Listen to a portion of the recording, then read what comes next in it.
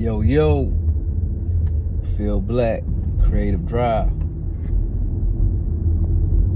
Out here in Durham. It's funny when people not from here, they'll come down and be like, yeah, it's my first time in Durham. Okay. Durham. Bull City. When I first seen them, when I met all them people from Durham when I was at A&T in Bull City, they used to throw that. That was like, what the hell? I ain't know nothing about Durham. You know what the hell they was doing.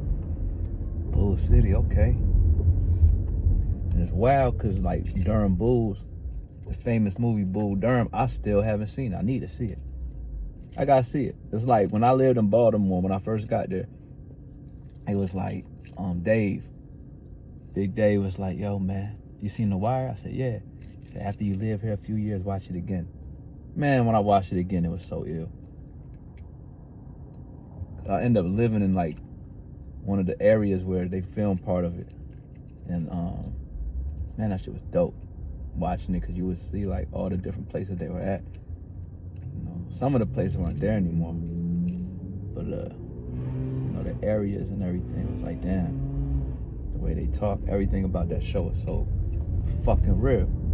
And I feel like people think it's an exaggeration. It ain't no exaggeration at all.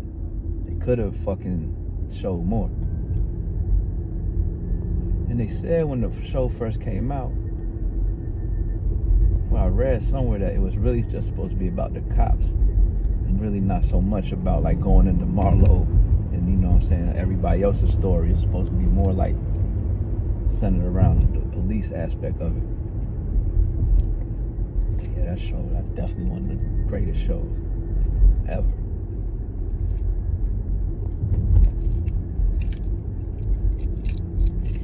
Definitely, 1000%. I was just thinking today though about like my older music. I mean, in one of my new songs, I wrote something like, my old catalog is new streams. And it's wild because I got so much music that I never put out, and I want to put it out, right? And I'm gonna put it out, but it's crazy because you get perceived based on what the date is, the release date of it, right? So it's like, okay, I'm releasing music from when I was like 26 and had a completely different mind frame. I didn't give a fuck, you know, at 26, for a long time, I like really didn't give a fuck. So it's reflected in the shit I talk about, in the life I was living. I ain't had the wildest, craziest life, you know, but it definitely been a different than, you know, hasn't been ordinary, whatever that means. And so it's like I've been listening to like this flash drive of all this old music on it, you know what I mean? Old to me, dating back to when I was in my 20s, early 20s. It was my first album that I never put out. Setbacks and Come Ups, them songs was even on there. That was when I first did that song, Memories. No, Moments to Cherish. These are the moments to cherish. The moment you perish, I swear it's times like this you'll miss.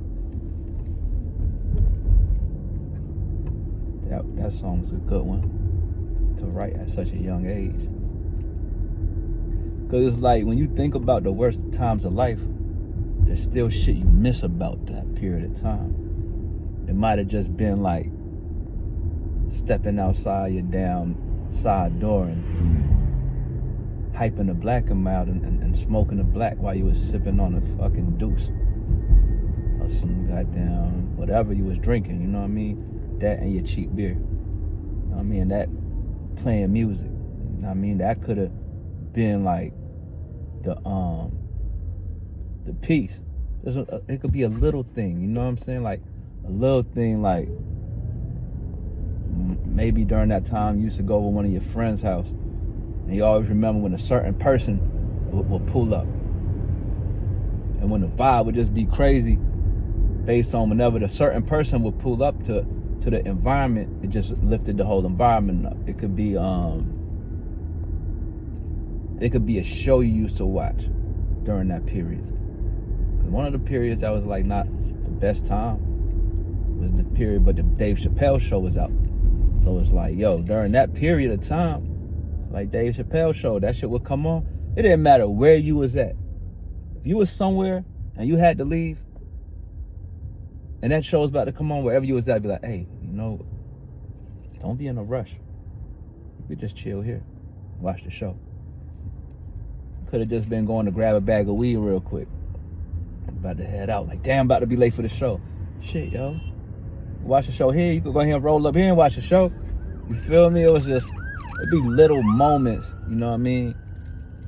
And you not realizing it in the time, the little things that you're gonna miss in the future, and you miss them in the future because those are the things that got you through the shit.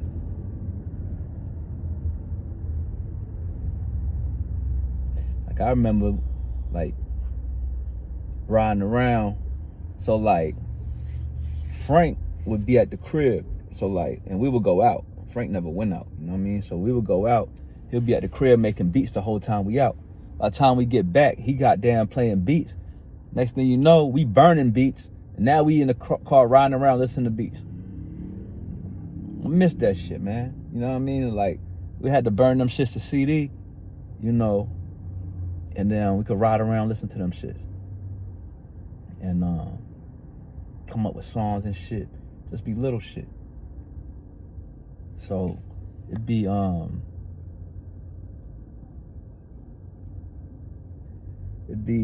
those little things. So when I hear the old music, it's like, damn.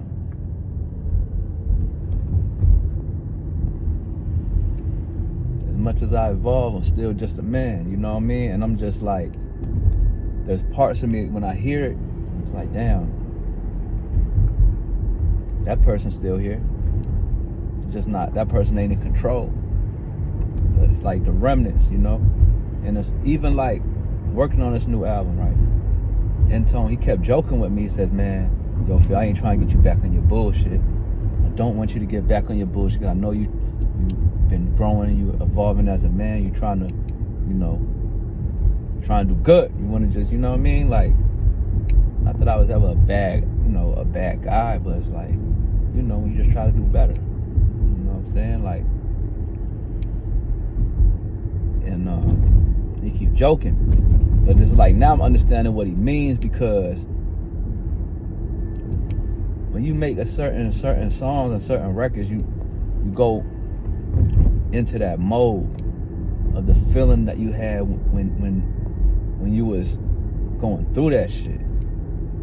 So now let's say that you spending a period of time and you just writing about these specific things, right? So it's like you got to go into that realm, into that world of that particular mindset of the person you were at the time, who that person was, right? So you gotta go there to really capture that shit. You gotta go there to grab that fucking information and grab that feeling, them vibes, them emotions. You gotta go there to get it. So it's like, then it's the part of it. It's like when you go there to get it and you bring it back to the present and then create your art with it. Now it's like, damn, I don't need this shit no more. I don't need the shit I just went back and brought to the right now. I don't need that shit no more. You feel me? But it's like, I was having a conversation with Tone about, it's like, in a couple other conversations, I was just like, yo, when you go there to grab it and when you finish with it, how much of that shit do you bring back to the fucking real world with you? You know what I'm saying? To where it's like, damn, yo, I was just trying to tap in to that energy to write this song. That's all I needed the energy for. I don't want the energy in my life. I just needed it for the song. So I feel like once you could go in too deep, just like a motherfucking, Donnie Brasco. You know what I mean? Like, he really became a motherfucking gangster. You know what I mean? So it's like you go back into your past to write a record. Now it's like, damn, shit, come back to reality, and you can feel the energy that you tapped into is with you. And now it's like you want to shake that shit off. But it's crazy because you don't want to shake it off, because it's at the same time, it's like you in this fucking zone. You know what I mean? It'd be the zone when you start to write, and then you getting into the album, and them songs is coming to you. So you don't want the shit to close, because whatever that fucking window that you know what I mean is open, it will close. So it's just like, but you don't want it to close until you feel like you've emptied the fucking clip for this particular concept. So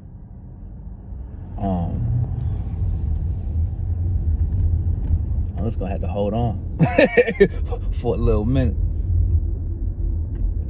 till we get this work, till we get all this work done.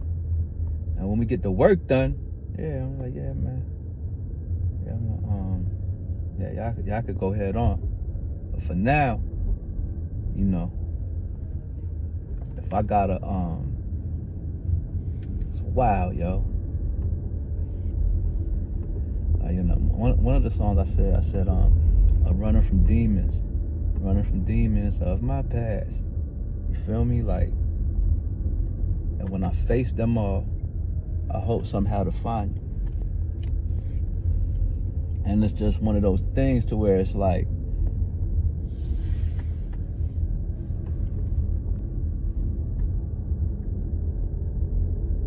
the same demons I'm running from, so to speak,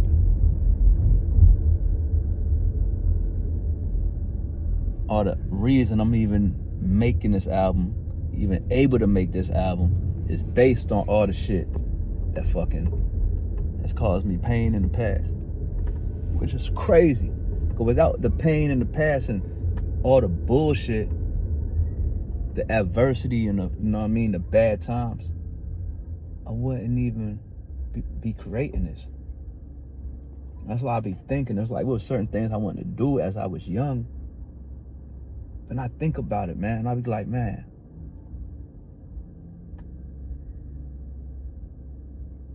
if shit would have worked out how I thought I wanted it to work out, what would life look like?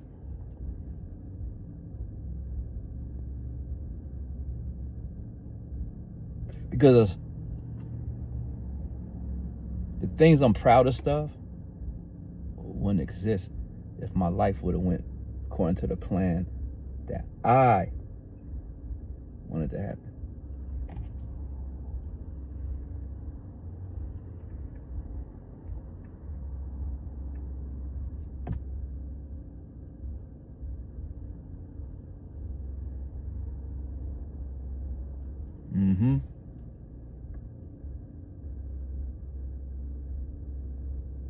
So if that day didn't happen, what day? The day the sun didn't shine.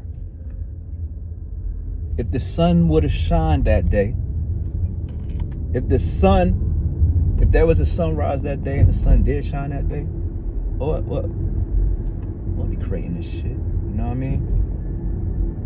I'd have never made the longest breakup. I would have never made mantras. Never would have made Dead Broke Ain't Living. You know what I mean? Blind Ambition. I'm on like on the Dead Broke Ain't Living song, part 2. Like I said, I was really out the trunk. Green brick, loud as fuck. Dead broke, ain't living. Sold about 1,000 months. And I showed the most love, past about 1,000 blunts.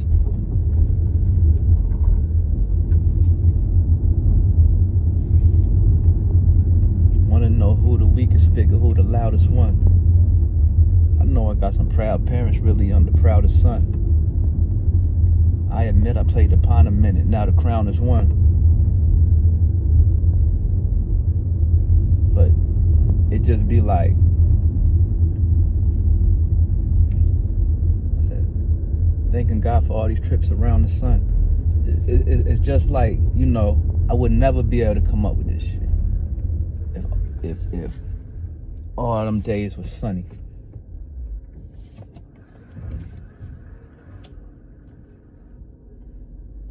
All them days was sunny. You know, the term dead broke ain't living. You know what I mean? I coined that term when I was living in Charlotte. When I was an electrician apprentice. You know what I mean? I was making like $9 an hour or something, $10 an hour, something crazy. You know what I mean? My rent was like $650. You know, I had to actually really plan out every day of every month when it came to like food, to make sure I had enough food. That's when like could buy like cans of fucking Chef Boyardee for like $1 a can. You know what I mean? So I would buy a couple cartons of eggs, you feel me? And orange juice, but I would pour a glass every morning. You know what I mean? It was like had to make that shit stretch. Had to make it all stretch. It's the only way. Cause if I ain't make it stretch, I wouldn't have had shit. You know what I mean? I remember one time me and Brandon was riding. And that's when I was like, yeah, yo, you know why they call that shit being dead broke? Like, wow. I was like, man, cause when you dead broke, you ain't living. Yeah, dead broke ain't living. So the hook for part one, Dead Broke Ain't Living off the album was like, that was dead broke ain't living. I pray the Lord forgive him for the sins he committing and the way that he living. My niggas robbed cause ain't a damn thing given. What a nigga gotta do to see a motherfucking billion? Dead broke ain't living. I pray the Lord forgive him for the sins he committing and the way that he living. My niggas robbing cause ain't a damn thing given. What a nigga gotta do to see a motherfucking billion?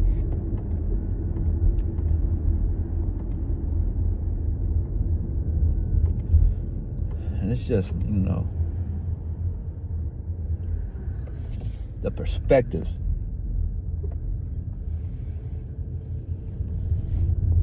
It's all the perspectives, you know what I mean? And the conversation that can be had based on lived experiences. You know, that's